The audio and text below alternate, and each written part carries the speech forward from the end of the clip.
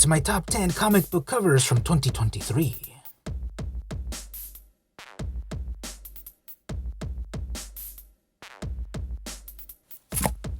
Hello and welcome to the latest episode of the vmcampos Comic Book Club. I'm your host, vmcampos. It's the end of 2023, so it's time to talk about my favorite comic book covers. Now, this top list is going to be sort of actually groups of comics, so it's going to be more than 10 comics, so you're welcome. In sort of different genres and styles and artists and the like.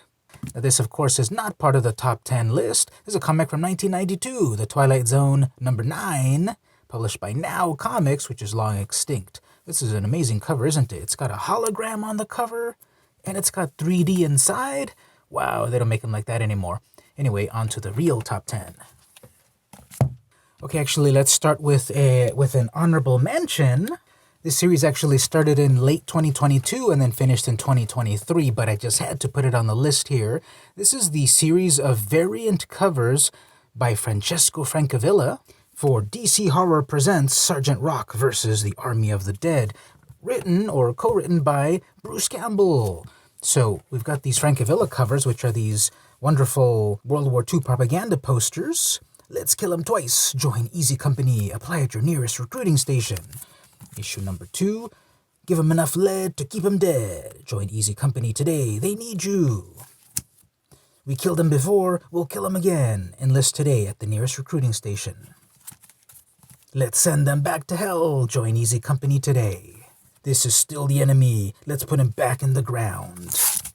And let's grind him into dust. Join Easy Company today. So I had to show off this series of covers, these variant covers by Francesco Francavilla, in his amazing style that made him famous for the Afterlife with Archie series, where everyone got turned into zombies in Riverdale.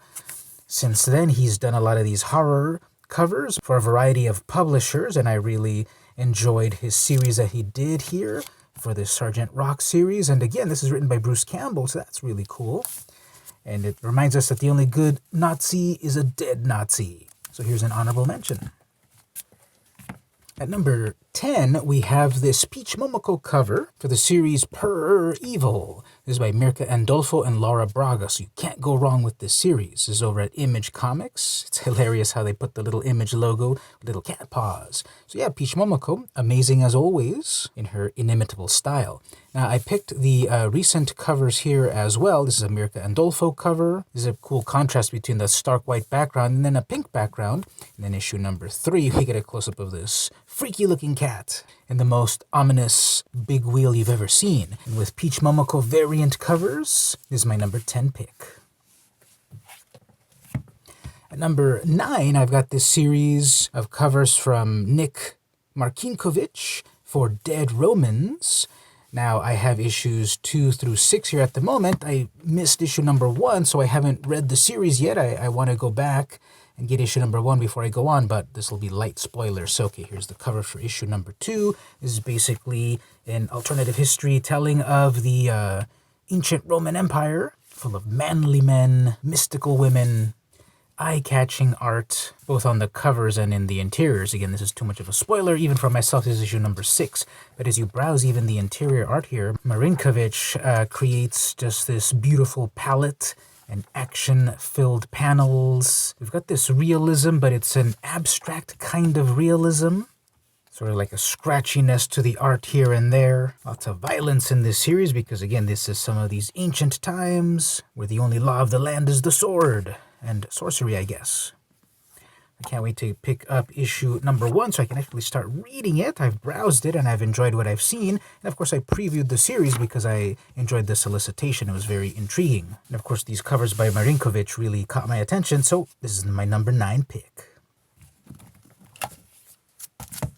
In 8th place, I picked up a variety of Amazing Spider-Man covers. Longtime viewers of the channel know that The Amazing Spider-Man is my favorite superhero. Been enjoying his books on and off since way back in 1987. Where does the time go?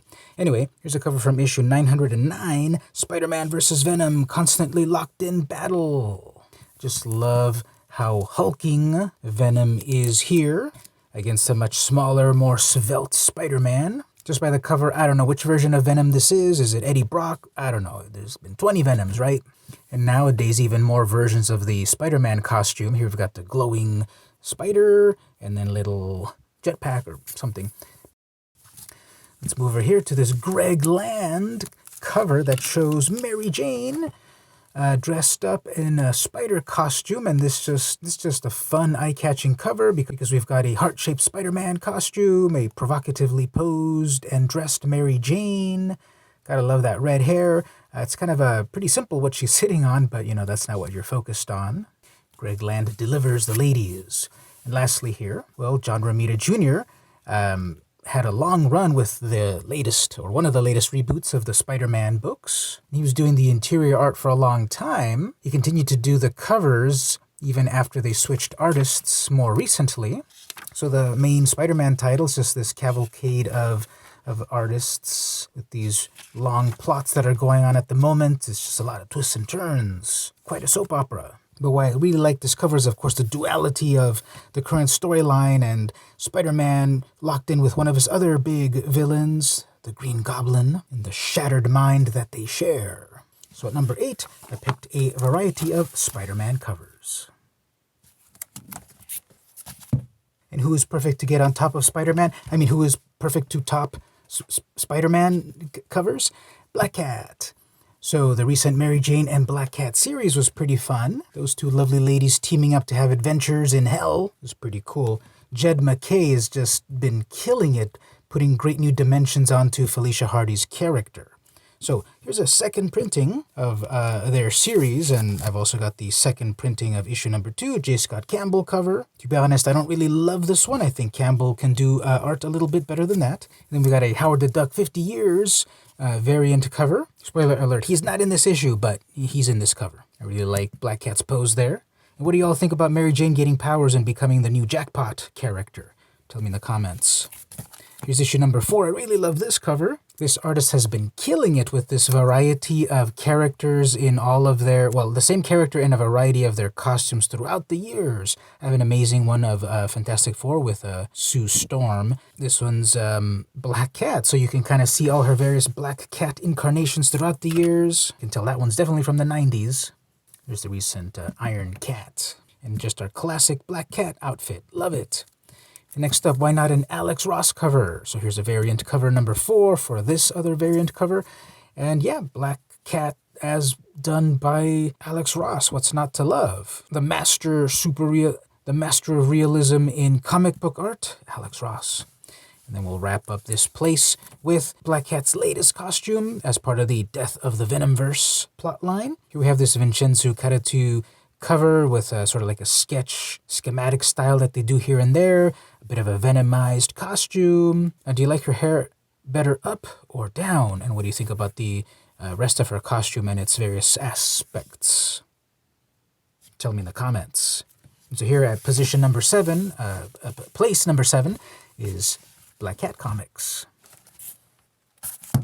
At number 6, we've got here a variety of Star Wars comics, and this one should seem very familiar to hardcore Star Wars fans. We've got an homage cover to Star Wars number 1, but in Star Wars Dr. Aphra, issue number 35, legacy number 50 or something. Wait, here we go. Legacy number 75.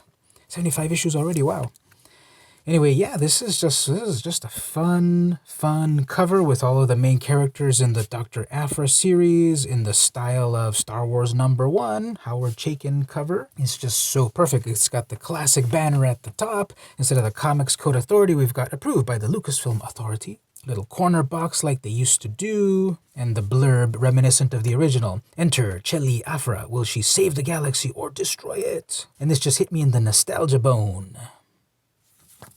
Conversely, this hit me in the WTF bone, because look at this incredibly scary Ewok from this anthology series that came out in 2023. And if you read this blurb, Tales of Friendship, Horror, and Triumph with the Ewoks. This is an anthology with a variety of artists. Some are extremely cute, some are a bit more realistic, some are extremely horrific.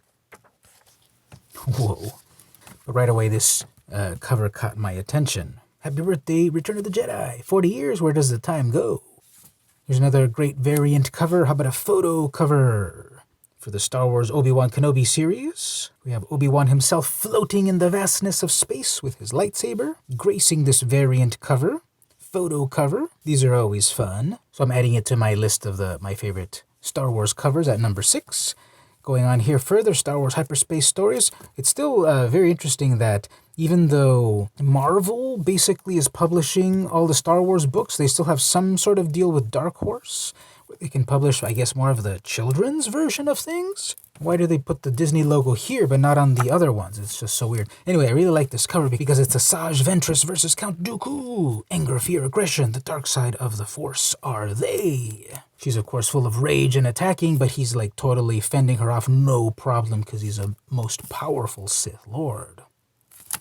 And lastly, we have the Darth Vader Black, White, and Red series. This is the variant cover that is black, white, and red, and the interiors are also only black, white, and red. So what do you think about that? There were a variety of series that were a very limited color palette.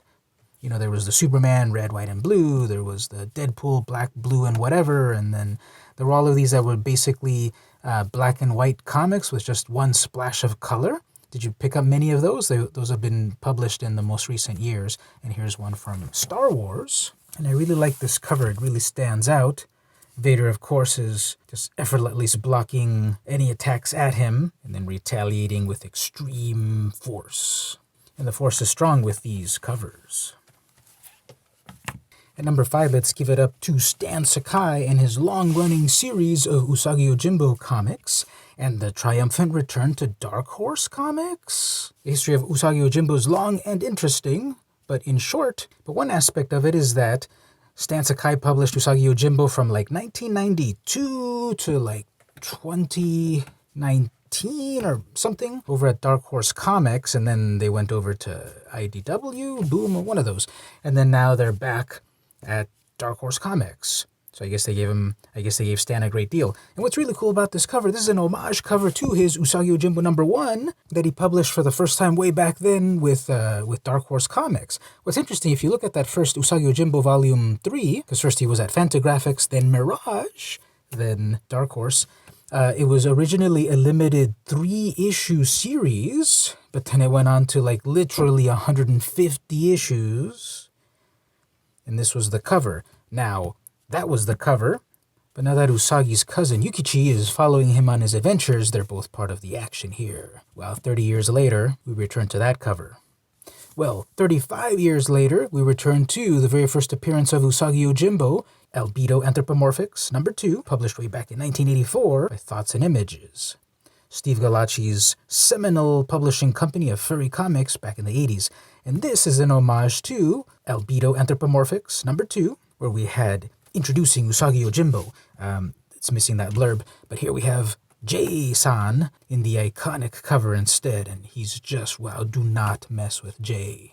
Also got issue #3, not as amazing as these other ones. They should have done another homage cover, because this is homaging issue #1 from Dark Horse. This is issue #2 of Albedo. They should have done another homage for #3. You know, they should have done homage covers for all of this first Ice and Snow storyline of 5 issues. See, that's why I tell them they should always check with me before publishing comics. We have these great covers at #5. Now, I'm going to sneak in here another Dark Horse comic. This is obviously not a new Usagi Yojimbo comic. This is the latest Cyberpunk 2077 from CD Projekt Red. And this cover is hilarious. It's by Jacob Rebelka. And it's just this weird, cartoony, surrealistic cover. And what's great is it doesn't just end on the cover. Basically, the interiors are also this weird, surrealistic, cartoony, but cyberpunk artwork. Yeah, I don't know what's going on there. And it's just a nightmarish thing of the future dystopic world of this video game and plot. So I had to toss this one in because this is another amazing Dark Horse cover. But at #5, I've got these great Usagi Yojimbo covers from Stan Sakai. At #4, we are reaching an artist that is so amazing that DC is giving her her own spotlight. This is Rose Besch. She did a variety of covers for DC Comics featuring all their characters in this chibi style. Now, her regular style is not really a chibi style like this. It is you know, the full proportions of a character, but Rose's style is this great sort of graffiti, thick lines, beautiful colors. Out of these two, I really like the color palette of the Wonder Woman comic more than the Hallows' Eve comic, but I like the proportions of the characters in her regular style. And of course, when you throw in Spider-Gwen, this is the top cover of the year from Rose Besch. So I reviewed this comic in its totality in one of my other episodes where I had declared this my favorite story in 2023. Go check out that video. But here I've got some examples of great Rose Besch art that were published in 2023, and I hope to see more in 2024.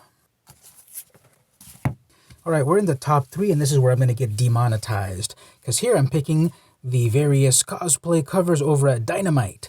Now, this one's hilarious because this is Cassandra Peterson herself, Elvira. So is this really a cosplay cover or is it a photo cover? So we got issue number 5 of her Elvira in Monsterland, a really fun story written by David Avallone. All right, well, we've got an even more revealing issue number 4 over here. Let's just take a moment to enjoy that.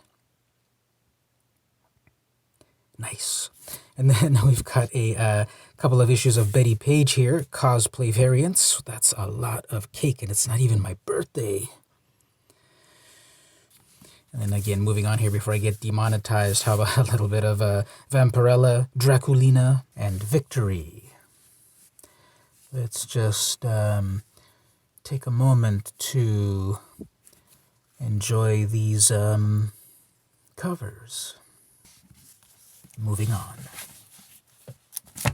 And number 2, let's move over to Dave Nakayama art. These various covers were very enjoyable to me. I love his style. His fabulous females really catch your attention. I love the coloring that he does, the posing, the action and such. Here we have Eiko Hasegawa as the new Catwoman.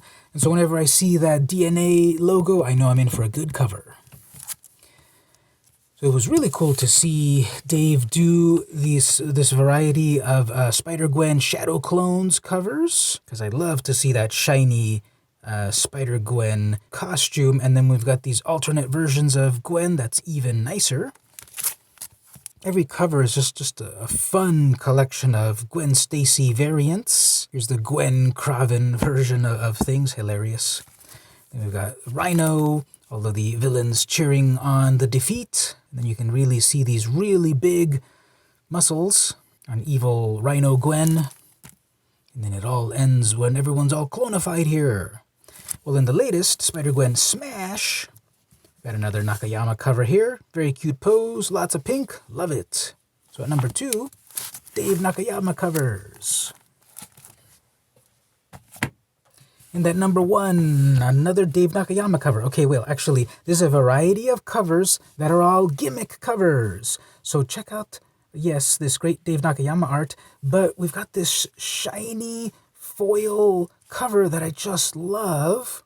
It really sets off the characters Fire and Ice here. Hey, I can see myself right there. And it's just this beautiful, brilliant, shiny cover. Even the back over here is beautiful and shiny and luminous. Love it. So this is a collection of gimmick covers, because I do love me some 90s style gimmick covers. Now how about this Negaduck number 1 foil cover? The foil cover for Fire and Ice is done much better. You can actually see the characters. On this one, it's really hard to catch Negaduck in the light just right. But yeah, this is a nice foil shiny cover, but it's just way too dark for some reason. But, you know, foil shiny covers. I love shiny things. This one's very subtle. Kill Your Darlings, number 1. You can catch the spot color. It's actually kind of hard to pick up on camera. Sorry, you got to see this in real life. But basically everything that isn't white has a little bit of a shine to it, and it makes the cover stand out in a different kind of way. This is a very subtle gimmick cover. There's some spot varnish going on in this cover that makes it stand out nicely. Okay, here's another cool thing about it. It's a wraparound cover. So I liked it for that. Okay, here's another one with some of the spot varnish. Now you can see it here. So we have black on black. How much more black can there be? None more black. But then we've got spot varnish, and this is in Ghost Lore number 1. This one's not a wraparound cover. And it's really cool to kind of look at it in the light just the right way, and you've got these evil tendrils going all over this poor church. If If you look at it this way, everything's kind of normal. But if you look at it this way, ooh, there's evil afoot.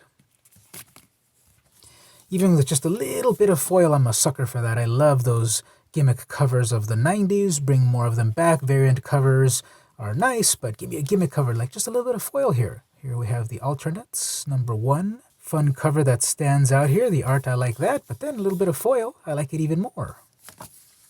This one's really interesting. Sheena, Queen of the Jungle, variant cover number N. This is an ultraviolet variant cover, so that's why it looks kind of weird. Why are these colors all kind of weird? Well, if you look at this under black light, you'll get the full effect. So let me switch over here to my black light, and I'll show you what this is supposed to actually look like. Watch this.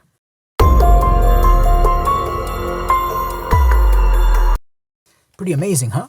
Yep, just get yourself a black light in this cover, and you too can enjoy it. And lastly, we'll end with this. So I kind of love and I kind of hate this, but I guess I love it enough not to hate it completely. As I've said previously, The Amazing Spider-Man is my favorite comic book character. So here we have an homage cover to Amazing Spider-Man number 300, classic Todd McFarlane cover. But instead it's Mickey Mouse in the spider costume. I kind of don't like that his snout is showing over here and over here. It could have been easily covered. Hey, if Spider-Ham can do it, Mickey can do it. Also, why are his ears popping out this way too? Yeah, that's a fail. And then we've got the 100, 100, 100 in the back, whereas the original had 300, 300. What they're missing is the little blurb at the top here about the 25th anniversary of Spider-Man. That would have made it complete. Instead, we've got this whole series of confusing covers of these Disney 100 what-ifs.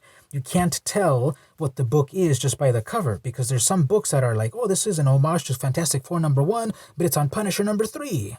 This one actually is a Spider-Man comic with a Disney-focused homage, compared to a bunch of these other ones where it's Donald Duck, that's the classic Wolverine cover, but it's on a Captain America comic or something. But anyway, this variety of gimmick covers ranks in at number 1 of my favorite covers of 2023.